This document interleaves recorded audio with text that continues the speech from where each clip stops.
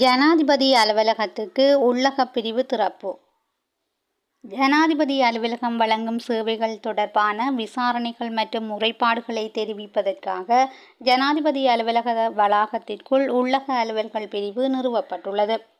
இவ்வாறு அமைக்கப்பட்ட குறித்த பிரிவு ஜனாதிபதியின் செயலாளர் கலாநிதி நந்திக சரத்குமார் நாயக்கவினால் நேற்றைய தினம் திறந்து வைக்கப்பட்டது. கட்சிகளுக்கு கிடைக்கப்பெறும் நிதியே நாட்டில் பல பிரச்சினைகள் ஏற்பட காரணம். சுவீந்திரன் கோடீஸ்வரன் தெரிவிப்பு. அரசியல் கட்சிகளுக்கு கிடைக்கப்பெறும் நிதி தொடர்பில் விசாரணை நடத்தப்பட வேண்டும் என நாடாளுமன்ற உறுப்பினர் சுவீந்திரன் கோடீஸ்வரன் வலியுறுத்தியுள்ளார். நாடாளுமன்றத்தில் நேற்று கருத்துரைத்த அவர், இதற்காக நாடாளுமன்ற சட்டம் ஒன்று முன்வைக்கப்பட வேண்டும் என தெரிவித்துள்ளார். அவ்வாறு கிடைக்கப்பெறும் நிதியே நாட்டில் ஏற்படும் பல பிரச்சினைகளுக்கு காரணமாக உள்ளது எனவும் நாடாளுமன்ற உறுப்பினர் சுவீந்திரன் கோடீஸ்வரன் குறிப்பிட்டுள்ளார். வவுனியாவில் இரத்தக்கறைகளுடன் 24 வயதான தந்தையின் சடலம் மீட்பு. வவுனியா கத்தார் சின்னக்குளத்தின் இரத்த காயங்களுடன் தூக்கில் தொங்கிய நிலையில் இளைஞர் ஒருவரின் சடலத்தினை போலீசார் நேற்று மீட்டுள்ளனர். குறித்த பகுதியில் அமைந்துள்ள தற்காலிக வீடொன்றில் இளைஞர் ஒருவரின் சடலம் இருப்பதாக போலீசாருக்கு தகவல் வழங்கப்பட்டிருந்தது. சம்பவ இடத்துக்கு சென்ற போலீசார் சடலத்தை மீட்டுள்ளதுடன் விசாரணைகளை முன்னெடுத்துள்ளனர். அதே பகுதியைச் சேர்ந்த செல்லத்துறை கபிநாத் என்ற 24 வயதான ஒரு பிள்ளையின் தந்தையே இவ்வாறு சடலமாக மீட்கப்பட்டுள்ளார். குறித்த இளைஞனின் சடலத்தில் இரத்தக்கறை படிந்துள்ள நிலையில் குறித்த மரணம் கொலையா என்ற கோணத்தில் போலீசார் விசாரணைகளை முன்னெடுத்துள்ளனர். இதேவேளை உயிரிழந்த இளைஞர் நேற்று முன்தினம் மாலை இளைஞர் குழுவொன்றுடன் மோதலில் ஈடுபட்டதாக தெரிவிக்கப்படுகின்றது. இந்த நிலையில் நேற்று காலை அவரது வீட்டில் சடலமாக மீட்கப்பட்டுள்ளார். சம்பவம் தொடர்பான விரிவான விசாரணைகளை முன்னெடுத்து வரும் வவுனியா குற்றப்பிரிவு போலீசார் சந்தேகத்தின் அடிப்படையில் 2 இளைஞர்களிடம் தீவிர விசாரணைகளை முன்னெடுத்துள்ளனர். பாரிய விபத்திலிருந்து பயணிகளை காப்பாற்றிய இலங்கை போக்குவரத்து சபை பஸ் சாரதி. உடவெலவ யக்காவெல பகுதியில் பயணித்த இலங்கை போக்குவரத்து சபைக்கு சொந்தமான பஸ் ஒன்றின் மீது பாரிய மரம் ஒன்று விழுவதைக் கண்டு பஸ் வண்டியின் சாரதி பயணிகளை காப்பாற்றுவதற்காக பஸ்ஸை பாதுகாப்பான இடத்துக்கு திருப்பியுள்ளார். இச்சம்பவத்தில் பாரிய மரம் பஸ்ஸின் மீது விழுவது தவிர்க்கப்பட்டுள்ளது. ஆனால் மரத்தின் சில பகுதிகள் பஸ் சாரதியின் பக்கத்தை தாக்கியதால் சாரதி காயங்களுக்கு உள்ளாகியுள்ளார். பாரிய உயிர்ச்சேத விபத்து ஒன்றிலிருந்து பயணிகளை காப்பாற்றி சிறுகாயமடைந்த பஸ் சாரதியை அனைவரும் பாராட்டியுள்ளனர். மீண்டும் தொழிற்சங்க நடவடிக்கைக்கு தயாராகும் நிறைவுகாண் வைத்திய தொழில் வல்லுநர்கள். பதவி உயர்வு மற்றும் இணை சுகாதார பட்டதாரிகளின் ஆட்சேர்ப்பு தொடர்பான பிரச்சினைகள் உள்ளிட்ட 5 கோரிக்கைகளை முன்வைத்து தொழிற்சங்க நடவடிக்கையில் ஈடுபடவுள்ளதாக நிறைவுகாண் வைத்திய தொழில் வல்லுநர் ஒன்றியம் தெரிவித்துள்ளது.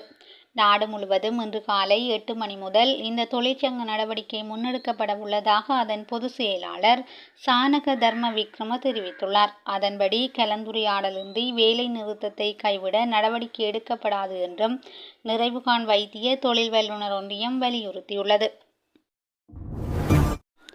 தொடர்ந்தும் இலங்கை வரும் சுற்றுலா பயணிகளின் எண்ணிக்கை அதிகரிப்பு. கடந்த மாதம் நாட்டுக்கு வந்த சுற்றுலா பயணிகளின் எண்ணிக்கை 1,30,000 தாண்டியுள்ளது.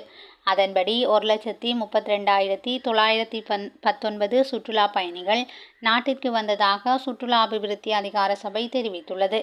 கடந்த ஆண்டு மே மாதத்துடன் ஒப்பிடும்போது இந்த மாதம் நாட்டிற்கு வந்த சுற்றுலா பயணிகளின் எண்ணிக்கை அதிகரித்துள்ளதாக தெரிவிக்கப்படுகிறது. இதற்கமைய இந்தியாவிலிருந்தே அதிக எண்ணிக்கையிலான சுற்றுலா பயணிகள் நாட்டிற்கு வந்துள்ளதாக சுற்றுலா அபிவிருத்தி அதிகார சபை குறிப்பிட்டுள்ளது. பன்றி வளர்ப்பு கைத்தொழிலை மீள கட்டியெழுப்ப செயலணி. பன்றி வளர்ப்பு கைத்தொழிலை மீள கட்டியெழுப்புவதற்கு தேவையான பணிகளை மேற்கொள்வதற்கான செயலணி ஒன்றை நியமிப்பதற்கு அரசாங்கம் நடவடிக்கை எடுத்துள்ளது. விவசாய கால்நடை வள அமைச்சின் செயலாளர் மற்றும் ஜனாதிபதியின் சிரேஷ்ட மேலதிக செயலாளர் ஒருவரின் இணை தலைமையில் இந்த செயலணி நியமிக்கப்படவுள்ளது. கடந்த ஆண்டு நாட்டின் பல பகுதிகளில் பரவிய ஆபிரிக்க பன்றி காய்ச்சல் காரணமாக 1594 பன்றி பண்ணைகளில் 61,695 பன்றிகள் உயிரிழந்துள்ளதாக தகவல்கள் தெரிவிக்கின்றன.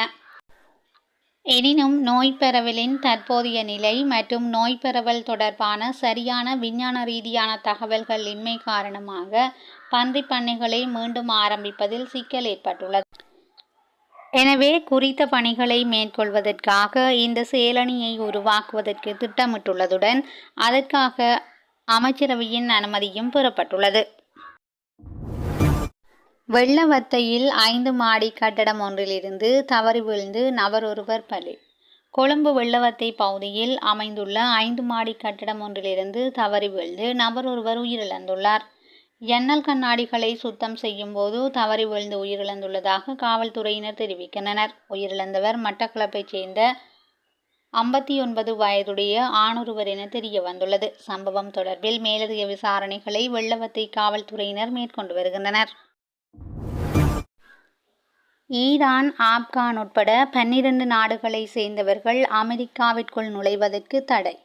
ட்ரம்ப் தெரிவிப்பு. ஈரான், ஆப்கானிஸ்தான், மியன்மார் உட்பட 12 நாடுகளை சேர்ந்த மக்கள் அமெரிக்காவிற்குள் நுழைவதற்கு தடை விதிக்கும் அறிவிப்பை அமெரிக்க ஜனாதிபதி டொனால்ட் ட்ரம்ப் வெளியிட்டுள்ளார். கியூபா உட்பட பல நாடுகளை சேர்ந்தவர்கள் அமெரிக்காவிற்கு விஜயம் மேற்கொள்வது தொடர்பில் பல கட்டுப்பாடுகளையும் ட்ரம்ப் அறிவித்துள்ளார். அமெரிக்காவினதும் அதன் மக்களினதும் தேசிய பாதுகாப்பு நலன்கள் ஆகியவற்றை பாதுகாப்பை உறுதி செய்யும் தமது கடமையை தான் நிறைவேற்றுவேன் என்று ட்ரம்ப் தெரிவித்துள்ளார். செய்திகளை உடனுக்குடன் தெரிந்து கொள்ள எஸ்எல் தமிழ் வலையொலி பக்கத்துடன் இணைந்திருங்கள். நன்றி, வணக்கம்.